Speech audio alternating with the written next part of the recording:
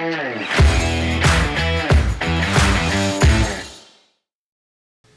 everyone, welcome to the Incubator Podcast. I'm your co-host, Aaron Boyd. And this is Sabir Saran. Thank you for joining us today. So today we are very excited to bring to you an interesting dialogue with Deep Instinct, and we are delighted to be joined by its CIO, CISO, Carl Froggatt. Welcome, Carl. How are you? Hey, I'm very good. Thank you. Thank you for having me.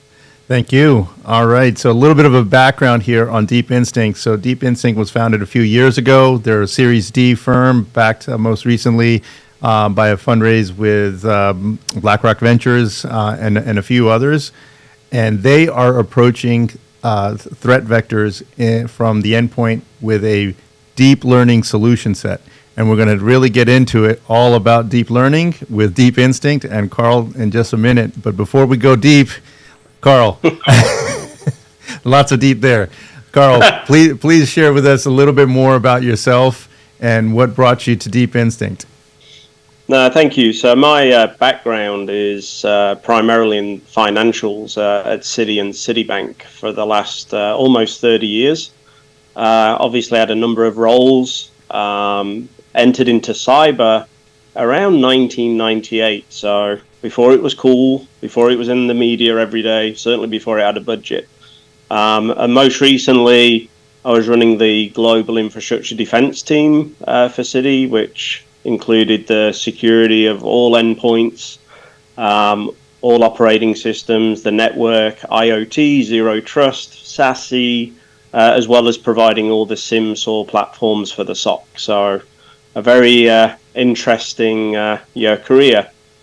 And then, to be honest, I saw the results of Deep Instinct in our lab, and I've had a long relationship with Lane Bess and some of the members of the board, because Lane obviously founded Palo Alto Networks way back in the early 2000s. So that combination and seeing the results in what Deep Instinct could do led me to maybe have a midlife crisis a little bit, but come and join this pretty innovative and disruptive startup. So that's interesting. When you, because obviously coming from the practitioner side, that's always so insightful. You had real problems you were trying to solve at a massive scale. What did you start to see and recognize in Deep Instinct, and how do you verify that this is a completely different approach? You could say theoretically, probably easy to understand. If we look at neural networks in general and how they operate, then you can get your arms around why applying deep learning to cybersecurity could be very, very interesting. Obviously, there's a lot more that packs onto the solution than just the deep learning aspect. But how did you test it? How did you stress it? How did you start to say, wow, this is something that's completely different than every other model on the market? And how did you then get behind that as a company the size of Citi? Yes, I think that's a great question, right? So a couple of things. Part of my role for the last 15 years or so was specifically working in the startup community with Citi Ventures, obviously, and Citi Banking, and funnily enough, Palo Alto Networks were a good example of us finding them very early stage and going all the way through to IPO. So that was a model that we use. So I've literally been in that startup community for a long time, and another reason for me to join, because I really enjoyed that aspect of my work. Coming to the testing, it's expensive and hard work. I'm gonna put that there, and certainly in my travels here at Deep Instinct, not a lot of companies test how effective their layers of prevention and defense are. And obviously companies like Citi, definitely have the time and the budget to do that. So that's what we would do. We've all heard of defense in depth. We would test each layers. I've worked very closely with security operations. So we would take what they saw in the environment and maybe some external intel from FS ISAC or governments or whatever. We'd put it into the lab and we would literally test every layer and looking at the efficacy rate and the false positive rate of how things work, and the results are quite surprising. And I'll kind of summarize two main points. The fluctuation in the results really comes from how new or unknown the malware or the threat was. So the older it is, hopefully, most of the vendors have kind of caught up, right? Because we are in that responsive nature at the moment. But secondly, certainly when it comes to files, different weaponized file types and delivery mechanisms, again, really affected the variability and the efficacy rate, right?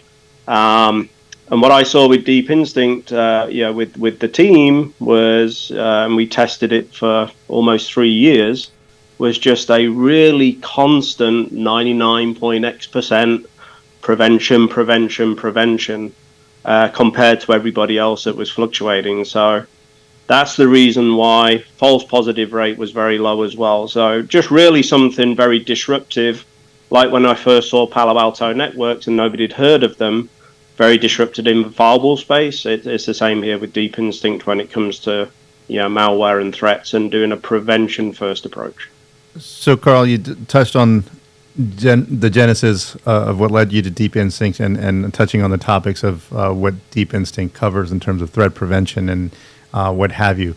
Maybe if we can just expand for our audience, what is the true nature, what is the real problem Deep Instinct solves for, and then we can get back into the different patterns and how the threat prevention and the deep learning models are so effective. Yeah, look, any cyber practitioner, right? You're going to hear the attack surface is more complicated, right? I think we all know that. Technology innovation with cloud containerization, SaaS, right? Supply chain, right? Your attack surface is more complex, right? That's number one. Number two, the bad guys, the bad actors, right? They have tools. And a majority of the malware last year was new and unknown malware. So we're seeing this kind of combination of a very increasing risk profile and attack vector, combined with the bad actors just getting more and more sophisticated, right? And I know we'll touch on the use of generative AI in this kind of place, right? So you put those two things together, and look, it's not Deep Instinct just saying this. Gartner are saying it. IDC have saying it. IDC specifically said around we've over-rotated into the detect and respond, and if we'd actually spent more time and energy in prevention, maybe we'd have fewer breaches, right? That's one of their quotes. Gartner's on the same thing, went to the Gartner conference this year about over-rotation into detect and respond. And why is that? It's because there's new and unknown malware coming at a quicker rate, number one. And then number two, the attacks are no longer low and slow, right? The Okta breach was, 15 minutes maybe, end to end. Ransomware now, they're not encrypting, which is very slow, right? They're just exfiltrating the data as quick as they can and holding you hostage. So the attack surface is more complex. The bad guys have got better tools, right? And the speed and the velocity of the attack is much slower than the low and slow that I'll say I remember from the Sony kind of breach, where the bad actors were in that network for months before they actually did anything, and that's just not the threat landscape today. Yeah, it's interesting when so when you look at it, there's ransomware kits, there's ransomware as a service, there's as you said, anybody can get into that space now. And in one hand, the simplification of this, like you said, we could blitz and try and get as much as we can, and then we move on to another ransomware attack. But there's also some sophistication. If I can poison your machine learning models, I can find bias, I can exploit that vulnerability as well. So we have sophisticated actors that I think are attacking us in different ways. And then you're right, we have everyone with a computer can now launch some pretty interesting campaigns. So what is it about deep learning that is fundamentally different than some of these traditional models of either signature-based or even folks that are saying, hey, we've got a machine learning capability in our product and we're all in on that. What's some of the difference when you look at a deep learning approach to solving this? Yeah, so I think the first thing, look, I've lived through signatures, right? I've lived through what I'll call the machine learning era, which we're still in, and obviously Deep Instinct being the first to bring deep learning, right, or the next evolution, right? So And again, you mentioned I'm a practitioner, so I'm all about results, right?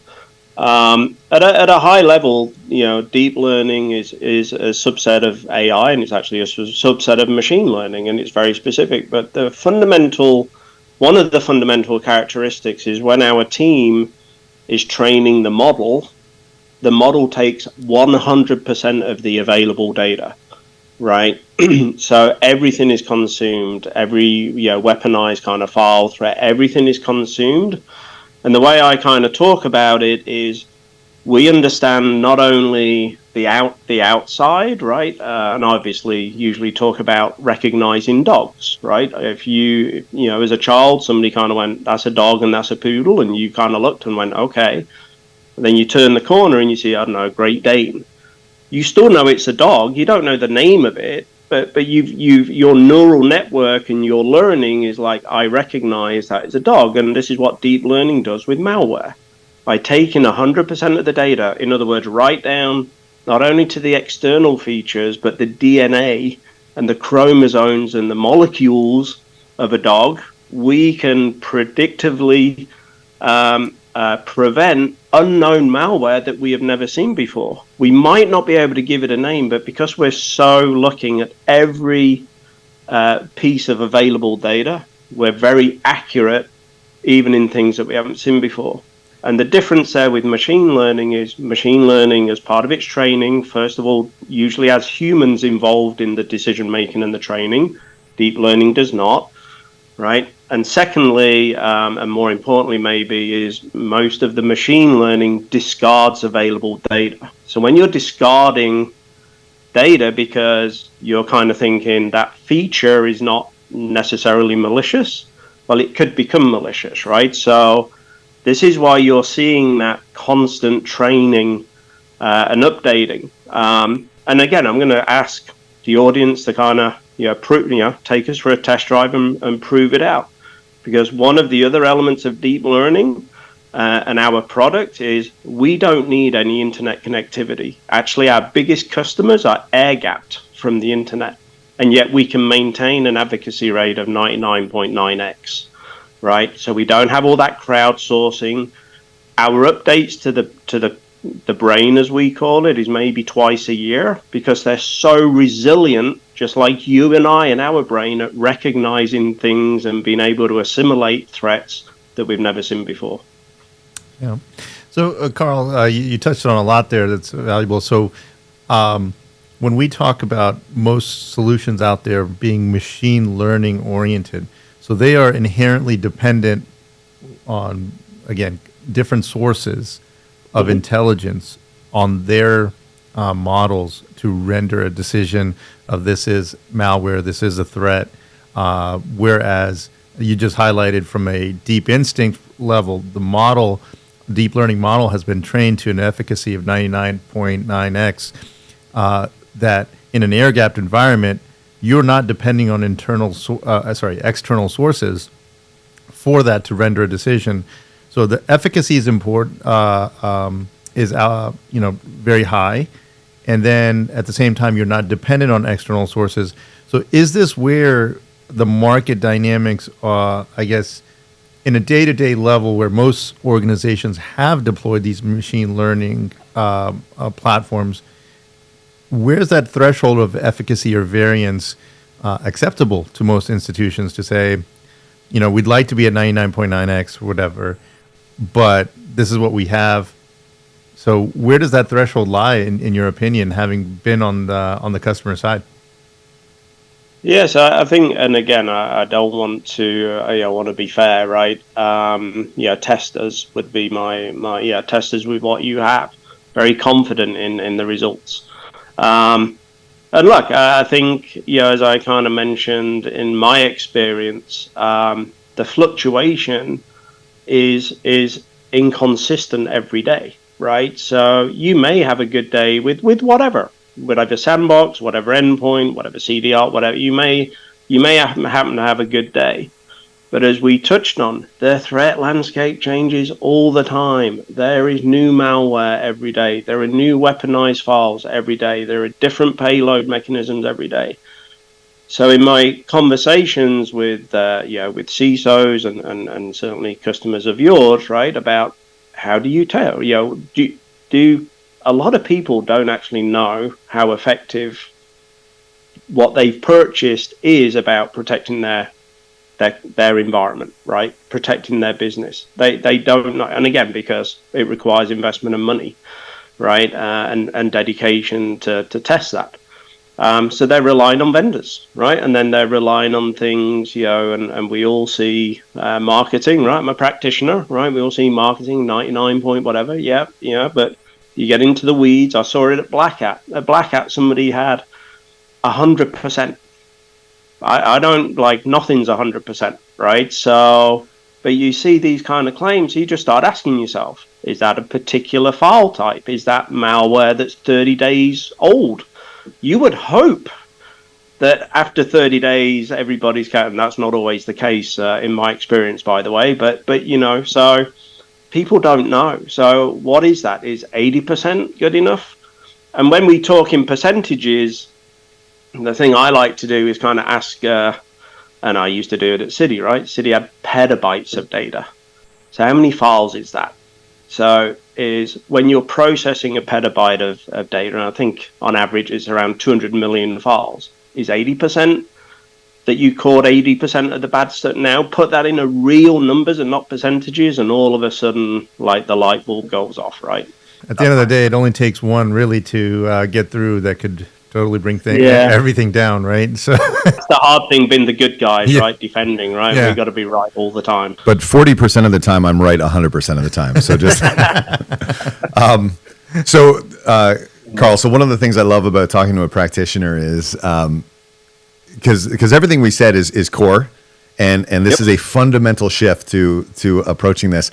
But then we look at it because we've spent a big chunk of our career being on the practitioner side.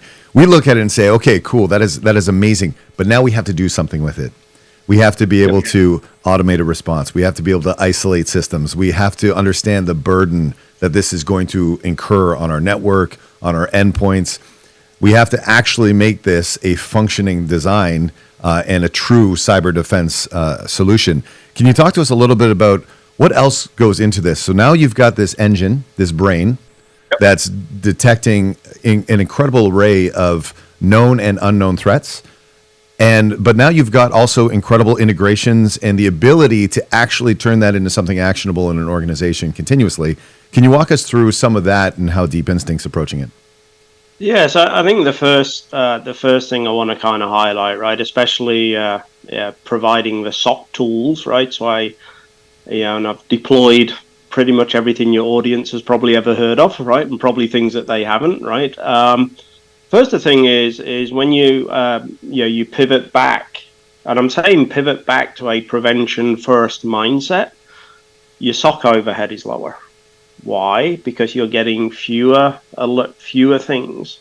People need to understand about pre-execution on an endpoint. I'm talking here, right? Pre-execution and post-execution, right? We're a pre-execution, and actually a lot of the signature-based technologies were, which means if something bad, some malicious content, fileless or file-based, is in a system, it is prevented from executing, right? It's not prevented or containing the blast on execution, which is where we are today. So that's one thing. But back to integration. Fortunately, the founders at Deep Instinct, first of all, we have multi-tenancy and MSSP kind of support from the ground up, which was very insightful of them. And we obviously have console, we have an API, right? We totally, we're not getting into, we know our place in the ecosystem, so we're fully open to integrations, and we have partnerships with people like Tanium, for example, and eCentire, obviously, somebody that we, publicly announced, earlier this year. So, we understand we're part of an ecosystem. We're not trying to be the one size fits all, but what we are trying to do is a prevention first to limit, obviously, the exposure and the contagion, right? And doing that very well, and that's our focus. And then integrating with whatever else an enterprise, a customer, an MSSP needs to do that automation. Yeah. Unfortunately, like I say, we're very API rich in enabling that sort of integration. Well, I think, again, just to touch on the theme, an ounce of prevention is worth a pound of cure, right? And I like that. yeah. So send that to the marketing team. yeah, yeah. Well, we run into this all the time, Carl. Is everyone's focused on detective controls, right? Kind of post event, if you will, or not necessarily on the preventative side. So, can we save the pain ahead of time to the degree possible, right? And that's the idea, as I take it with Deep Instinct and where platforms and where practitioners should be. Now, Carl, we talked about this in the past. With all things happening in the world with Gen AI, how does Deep Instinct actually play a role and support, this evolution out there in the threat landscape? Yeah, so I think just to build Genos, like it's hilarious. I love ChatGPT because it has just put it in the mainstream for everybody, right? When I joined Deep Instinct, one of the things is you start talking about generative AI, people gloss over, but the impact of, let's be honest, ChatGPT, not only in the media, but in the C-suite, with developers and engineers, and even my dad, right? I was showing my dad at home, So the impact it's had, and really for me, that's just opens people's minds to the possibilities. That again, right? If you think of the historic chatbots, right? Like that was maybe people's perception, and now they see the creativity and the opportunity in Gen AI, right? And I guess like any good thing, Deep Instinct is using that to protect and prevent, our customers and working with our MSSP partners. But equally, bad actors are leveraging the same thing. I think I saw just this week Tom Hanks, come out and kind of publicly say that some artificial created, I think, video or something. He's actually came out publicly and said, "Hey, that's not me," right? We've already seen Worm GPT. We've seen GPTs around really sophisticated phishing campaigns, right? So the bad actors are just leveraging it the same way that we're leveraging it in the prevention space. So for me, I feel as a CISO, a lot of the things that we've depended on teaching employees, like look out for spelling mistakes in emails, look out, right, we've got to rethink how we educate our employees to not be so susceptible to, let's be honest, phishing emails, artificially created voices, video, but not only video, but the characteristics, right? The wording, the mannerisms. I'm obviously not American, right? So capturing my nuances and then injecting that. How do you our old way of kind of educating people as to something's possibly fake or fraudulent is going to need a change, in my opinion. It's that much of a seismic shift. Yeah, agreed. And just this idea that if we think of adversarial AI, we think of opportunities to in sophisticated ways detect a bias or inject a bias, and then start a polluting process that can be extended over a period of time. It can be a slow attack, and so again, we have people that are going to exploit this in almost a blitz fashion, and then we're going to have others that are going to exploit it in a much more sophisticated ways. So I think that's an interesting topic and one we should probably come back to. That was just this week, right? I was reading about how some of the Bing search results were being polluted by disinformation because it was picking up output from chatbot AIs, but kind of presenting it back as a fact, right? So again, not specific to malware. I think generative AI is already impacting businesses and I don't want to get dramatic, but society, and it's just going to get more and more, right? So it's an interesting space. But I know our deep learning kind of experts here in the company are very aware of those kind of biases. And one thing actually, we do not need any customer data to train our models. We're pretty unique there again. In the industry generally, there's an element of sharing files and telemetry, right? Because there's a lot of crowdsourcing going on in the cloud. We don't need any of that. So I would think that protects us a little bit from kind of poisoning and whatever, but maybe that's one for another podcast. Yeah, no, it is fascinating that you're going down the deep learning space, because I think you are shielded from a lot of this injection of these techniques. But you're right. I think that's a really big subject, but one that's going to probably over the next years, like, make your differentiation so much more pronounced as well. So that'll be really interesting to track. I wanted to come back to something that, and I don't want to pick on anything here, but I remember when I was running IT, one of the things that was asked of me was, hey, Darren, we're expecting you to self-fund a portion of these initiatives. So if you're introducing portfolio items, are you retiring other things? So there was always a modicum of sunsetting and sunrising, or sunrising then sunsetting my portfolio. And I wanted to keep it as simplified as possible, but of course there was always layers to this. When you think of putting something like Deep Instinct in, because it's got such an emphasis on prevention, do you find that practitioners are adding this to their portfolio and great, it's really helping all the way down the line in terms of our ability to react to threats? Or are people putting it in and immediately recognizing that, you know what, I can actually safely retire a whole series of existing portfolio, in which case this is a really easy buy because I can self-fund this to some extent. What does this look like? Is this another layer that goes in the front and really softens the impact to the organization? Or is this hey, we've put this in and now I don't need these 10 products underneath it? What does that practically look like, I suppose?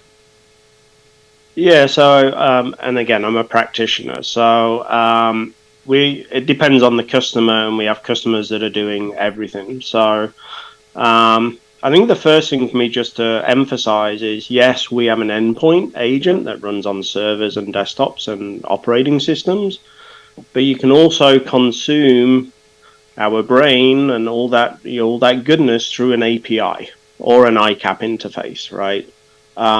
This was one of and actually when I purchased Deep Instinct, one of the first use case was actually the API use case. Why? Because having an API itself is not super interesting. But the fact that Deep Instinct runs in your container environment. So again, back to that privacy. We never see the files, we never see the data, we don't need to, right?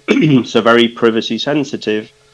And then taking that API, and then in applications, I already had sandboxes and signature gateways, right, where applications or infrastructure could send files or packets for scanning, right, and return a verdict. Very expensive, right? Sandboxes especially, they're very resource intensive, right?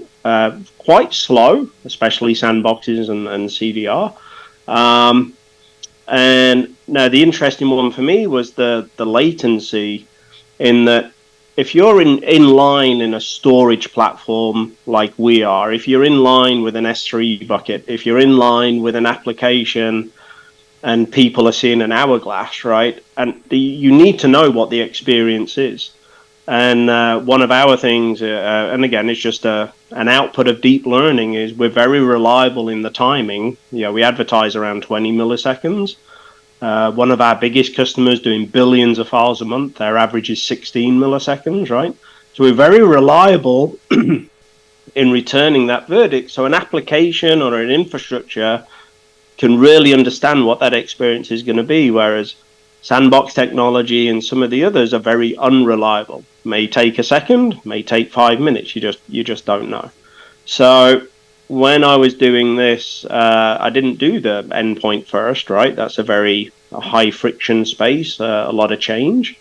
But being able to retire some of those existing legacy, expensive to run environments and get this was definitely a benefit. But I'll be honest, that wasn't the primary motivation. The primary motivation was to have something better than what we had, that application and infrastructure teams could use because they needed the speed and that reliability, right? And obviously we get the prevention with Deep Instinct. So yeah, we have an endpoint, we have an API, we have an ICAP, and we have